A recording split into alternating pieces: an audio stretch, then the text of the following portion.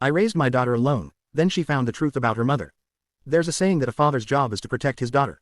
I, Arthur Hayes, now 50, took that job more seriously than most. I built a world for my daughter, Lily, where she was safe, where she was loved, where her mother, Eleanor, was a beautiful, loving memory.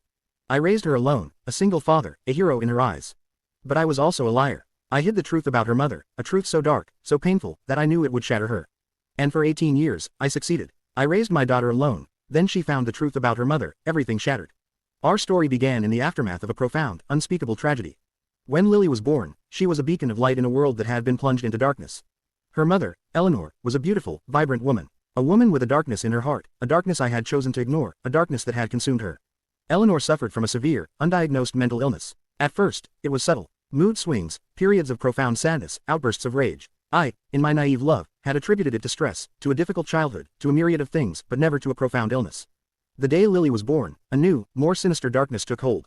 Postpartum depression, I was told. But it was more than that. It was a profound, terrifying rage. A rage directed at me, at the world, at our beautiful, innocent daughter. She would hold Lily, a look of profound love on her face, and then, in a terrifying instant, her eyes would fill with a dark, hateful rage. She would scream, she would cry, she would lash out, a woman consumed by a darkness that was beyond my comprehension. I tried everything. Doctors, therapists, medication. Nothing worked. The darkness was a constant, terrifying presence in our home, a ghost in our beautiful life. And then, the ultimate tragedy. The day she tried to hurt Lily. A moment of pure, unadulterated rage. A moment where I, in a terrifying instant, realized that the woman I loved was a danger to the child I adored. I had to choose. I had to protect my daughter. I had to let Eleanor go. She was institutionalized, a final, heartbreaking act of a man trying to save his family. But the doctors told me the truth. It was a severe, incurable illness. A darkness that would never leave her. She would never be able to be a mother. She would never be able to be a wife. She would never be able to be a part of our lives. I made a choice. I decided to protect Lily from the truth. I decided to raise her with a beautiful lie. I told her that her mother was a kind, loving woman who had died in a car accident. A beautiful, tragic story, a story that would allow her to mourn, to grieve, but never to fear, never to feel the profound, unspeakable pain of a mother who didn't want her. I raised her with a love that was a constant, unwavering presence in her life. I was her mother, her father, her entire world. We had a beautiful life. We lived in a small, quiet town. We had a small house with a big garden. We had a dog, Max, a faithful, loving presence in our lives. We had a life that was built on a lie, a beautiful, loving lie. My parents, Linda and John, both in their 70s, had tried to convince me to tell her the truth. She has a right to know, Arthur, my father had said, his voice a low, somber murmur. She has a right to know who her mother was. But I couldn't do that to her. I couldn't shatter her perfect, innocent world with a truth so dark, so profound, so devastating. My best friend, Tom, 50, a man who had been with me through it all, had supported me. You're doing the right thing, Arthur, he had said, his voice a low, reassuring murmur. You're protecting her. That's what a father does. For 18 years, the lie held. Lily grew into a beautiful, kind, intelligent young woman. She was my light, my joy, my entire universe. We had a life that was perfect, a life that was a testament to a father's love.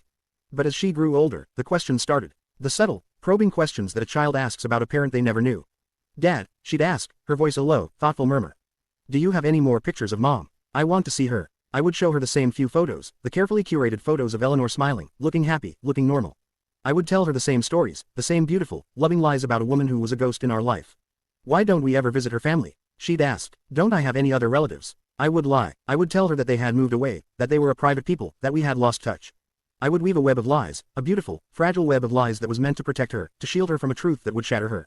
As she grew older, she started to get suspicious. Dad, she'd say, her voice a low, serious murmur. Why don't you ever talk about her family? Why don't you have more stories about her? It's like she never existed before you. My heart would pound in my chest. The cracks in the facade were getting bigger, more profound. The lie was getting harder to maintain. I knew the day was coming. The day she would find out the truth. The day my perfect, beautiful world would shatter. It was her 18th birthday. A day of celebration, a day of profound love and joy. I had planned a beautiful, intimate dinner with her, my parents, and my best friend, Tom. A celebration of a life that was beautiful, a life that was a testament to a father's love. But the day was also a day of profound, unspoken dread. The day she was an adult. The day she had a right to know the truth. The day I had to tell her. I was planning to tell her after dinner. I had a speech prepared, a long, rambling speech about a father's love, a father's difficult choice, a father's profound, unending sorrow. I was planning to tell her everything. But the truth found her first. She had gone up to the attic, our attic, the place where we kept all our old memories, our old belongings. She was looking for a photo album, a childhood photo album of her. But she found something else. She found a box, a small, dusty box I had kept hidden for 18 years. A box of her mother's things. I heard her scream, a profound, heart-wrenching scream that was a testament to a world that was shattering. I ran up to the attic. She was sitting on the floor, surrounded by a pile of old letters, old photographs, old medical records.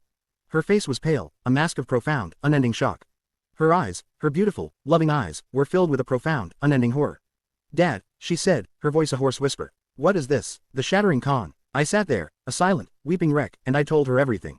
The truth, the profound, heartbreaking truth. I told her about her mother's illness. I told her about the rage. I told her about the day she tried to hurt her. I told her about the choice I had to make. I told her about the lie. Her face, which had been so beautiful, so full of life, was now a mask of profound, unending grief.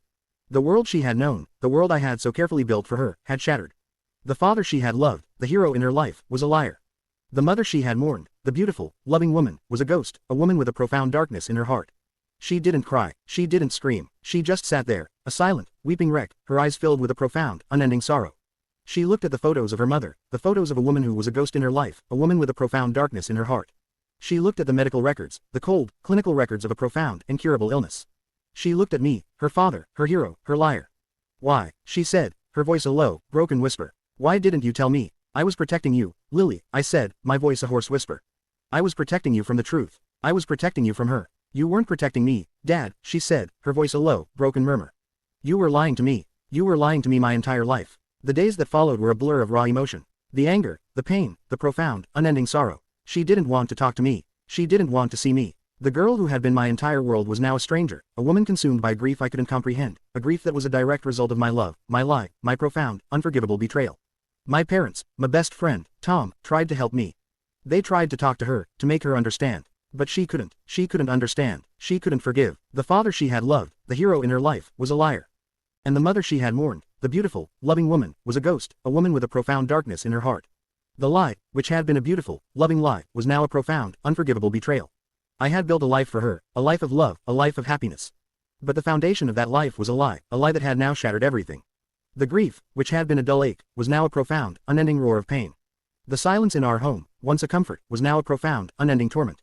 I was alone again, a father without a daughter, a man haunted by a ghost who had betrayed him, a ghost who was his daughter, the child he had loved, the child he had tried to protect, the child he had tried to save.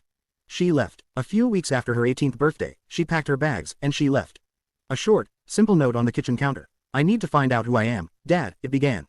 "I need to find out who my mother was. I need to find out who I am without your lies. I love you, but I can't be here. I'm sorry." The silence in our home was a special kind of heavy. A kind that holds a chair that will never be filled and a plate that will never be eaten from. I was a ghost in my own home, haunted by a memory I can't let go of. The father who had raised his daughter alone, was now a father who was alone. I tried to find her. I called her friends, her school, every place I could think of. But she was gone, vanished, disappeared. The woman who had been my entire world was now a ghost, a woman with a profound darkness in her heart, a woman who was a mirror of her mother. I was left with a love that was a lie, a life that was built on a foundation of betrayal and profound, unending sorrow. The lie, which had been a beautiful, loving lie, was now a profound, unforgivable betrayal. And I, the man who had raised his daughter alone, was left to live a life she had tried to save, a life that was now forever haunted by the memory of a love that was a lie, a love that was a ghost, a love that was a profound, unforgivable betrayal. And sometimes, when I'm alone, I look at our old family photos, and I think I can see a shadow in